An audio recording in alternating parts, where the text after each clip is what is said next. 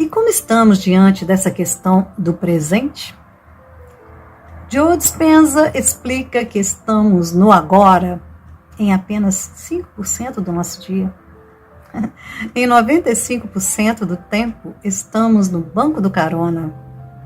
E o piloto automático está conduzindo nossa vida conforme o que ele acumulou de conhecimento.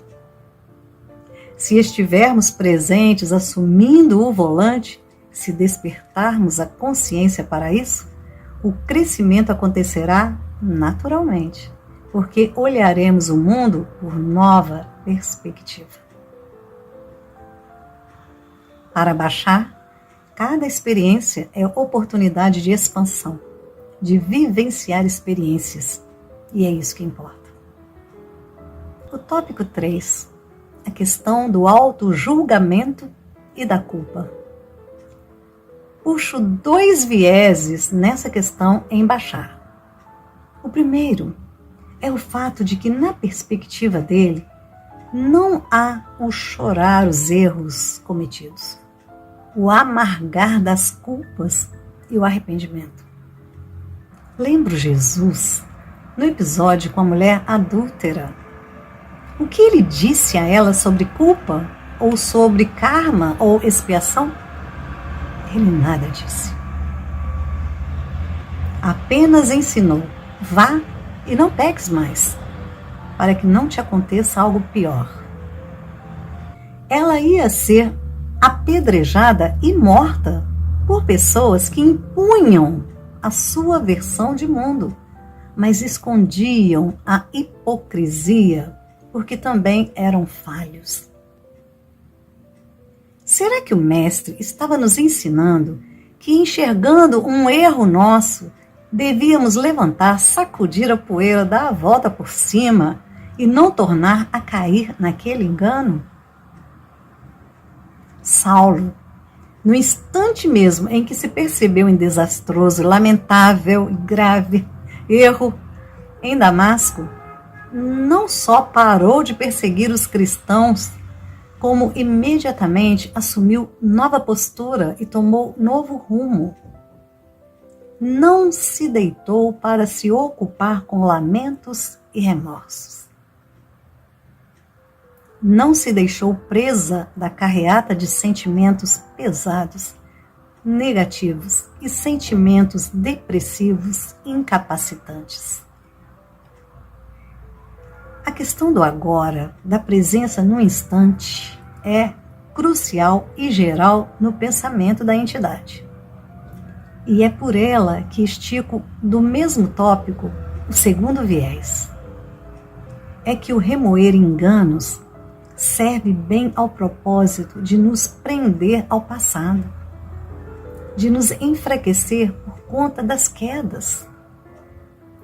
Quando, segundo Bashar, deveríamos vivenciar apenas o momento presente, soltando completamente as lembranças do que se passou e as ansiedades quanto ao que virá.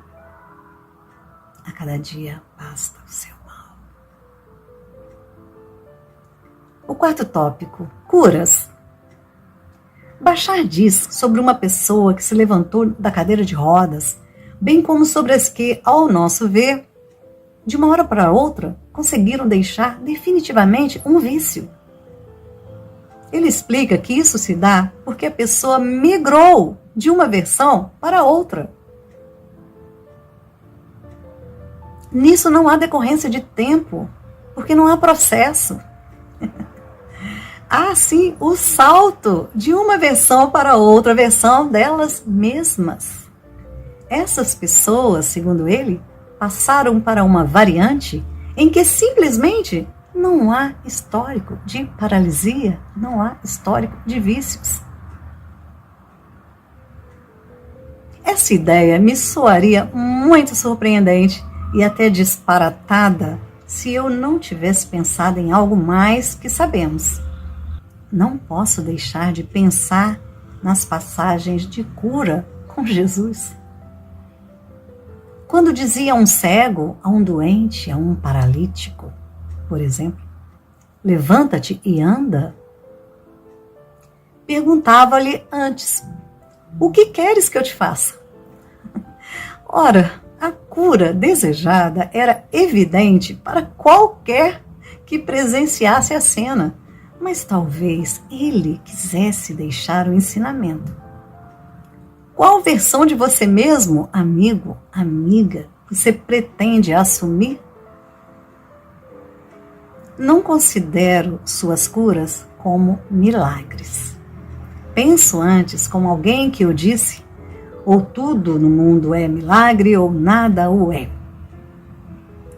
Bem já se disse também que milagre é a ignorância de uma lei, isto é, o mundo foi criado por uma inteligência tal que seus mecanismos tudo contemplam, não sendo preciso intervir de forma sobrenatural em nenhuma situação.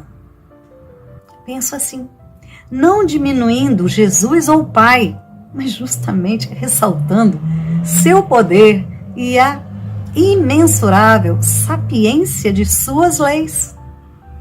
Jesus nos dizia que podemos fazer o que ele fazia e muito mais.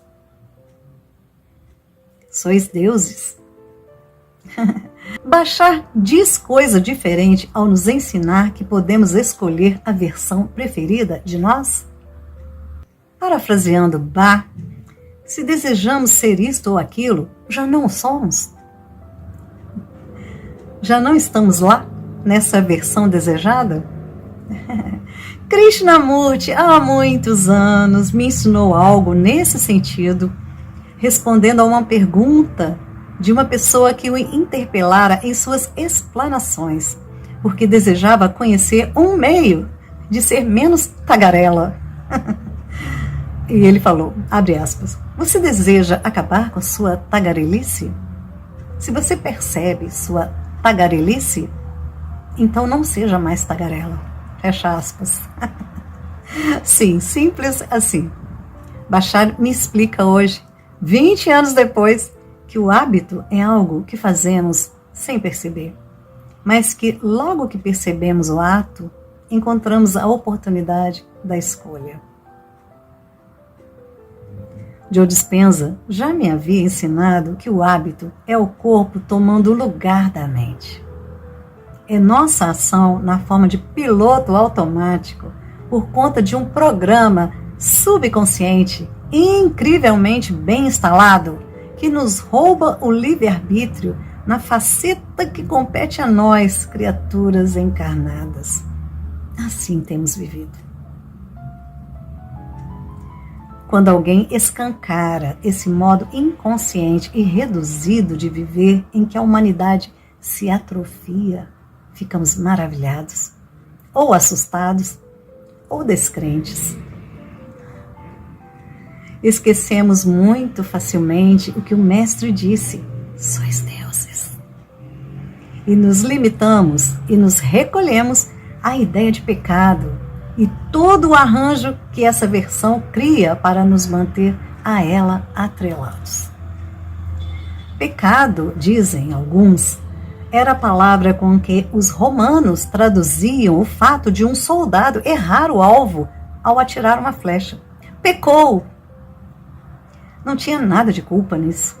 Era simples questão de se tentar de novo até acertar. Parece baixar.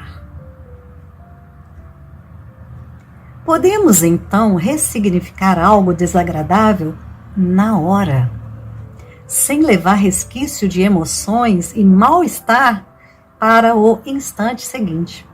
Podemos tomá-lo por experiência e virar rapidamente a página, seguindo adiante com leveza. Muitos provavelmente dirão, isso é difícil. Isso é impossível.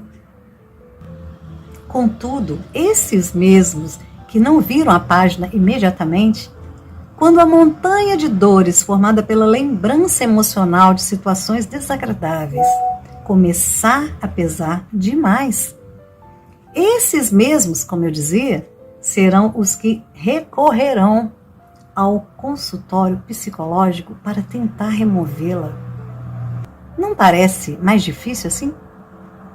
Não seria mais fácil resolver a questão na hora, saltar e não levar consequências para serem tratadas depois? Pietro Baldi já me havia ensinado sobre a necessidade de a psicologia atualizar-se para ser útil ao novo milênio. Ela é racional, é análise, e o mundo hoje, assim pensa Pietro Baldi, necessita de intuição, de visão que leve a humanidade à síntese, ao monismo, e não ao passado, eu complemento. Começo a buscar o ponto final para este ensaio, lembrando que esse tipo de gênero literário é aberto. Portanto, ainda que contenha ponto, é subjetivo, livre e inconcluso. Trouxe alguns pontos, outros tantos deixei para outro momento. O leque de temas é muito vasto. A singularidade deles é inusitada para nossos conceitos construídos e amarrados nos solos já muito pisados e nos postes da retaguarda, iluminados por paradigmas que, como me parece, estão em franca transformação. Retornarei. Grande abraço.